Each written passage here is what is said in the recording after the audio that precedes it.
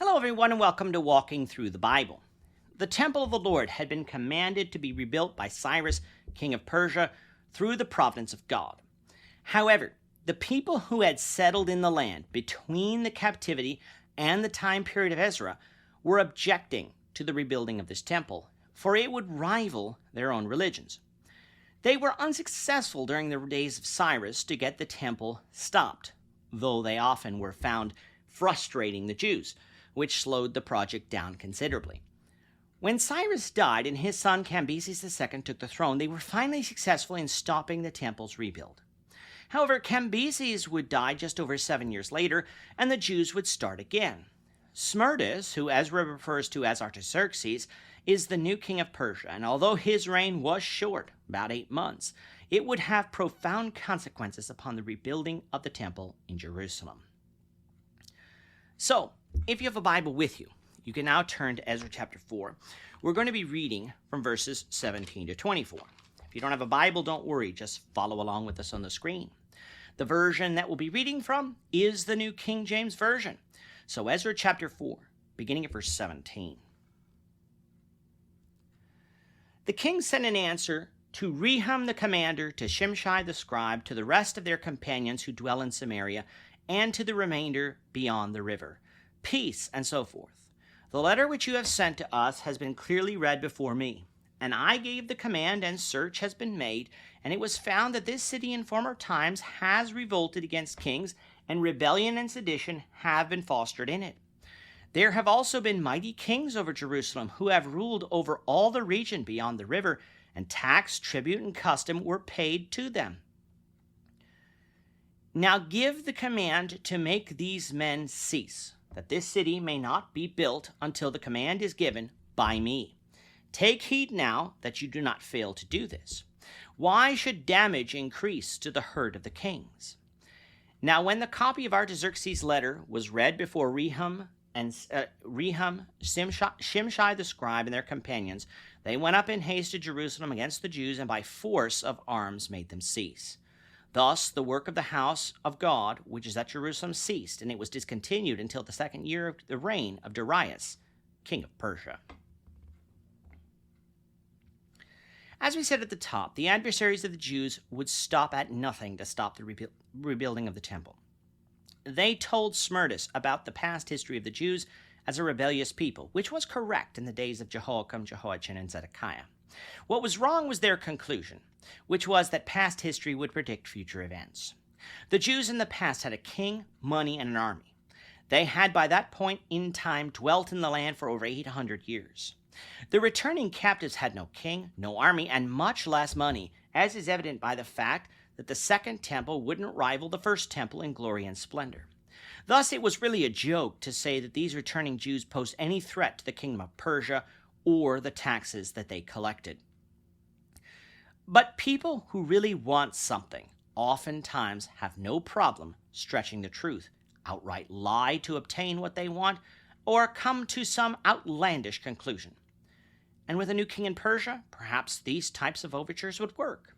And that's exactly what we find in verses 17 to 24. To his credit, Smerdis didn't take the word of these peoples from Samaria at face value.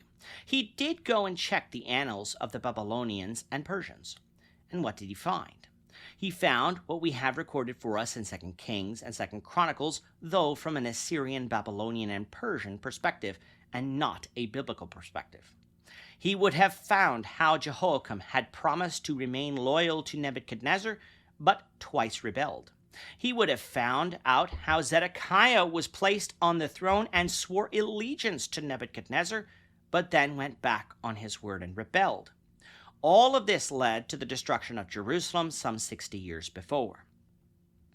But he also could have learned about the rebellion of Hezekiah against Sennacherib of Assyria, or Manasseh against Esarhaddon of Assyria, and maybe even more. You see, Bible readers know that when Israel fell off into sin, God punished them by bringing them under the control of other nations. And then when they repented, God freed them again, which to the defeated nations would look a lot like rebellion. But along with these rebellions, Smerdis also learned about the strength of the kings of Judah. He said that these kings at one time ruled over all the region beyond the river, which from Smerdis' perspective meant to the west of the Euphrates River. This could only be referring to David and Solomon, for after these two kings, Judah would not rule over that much land ever again. That even the Babylonians knew of David and Solomon, if not by name then by deeds, shows us that these two men existed, even if modern scholarship has their doubts. What was the conclusion of Smerdis? That the history of these peoples posed too much of a threat for them to be allowed to continue building their temple and fortifying Jerusalem. It was obvious to Smerdis that the God of the Jews was too powerful, and so if his temple was rebuilt, perhaps he would inflict punishment on Persia or reestablish the kings of Judah, a threat to his own kingdom. Now, of course, we know God had promised Judah no such thing, but from Smerdis' perspective, he did not know this and could not chance it. He therefore wrote a letter to the adversaries of the Jews and ordered that the temple building be stopped. I note that Smerdis didn't decree that the temple work stop forever, just until another command was given by him. Perhaps Smerdis would reconsider in the future when his kingdom was more established. We simply don't know what his thoughts were. But what history does record for us is that he never got the chance, for Darius the Great overthrew him only 8 months into his reign, seizing the throne of Persia.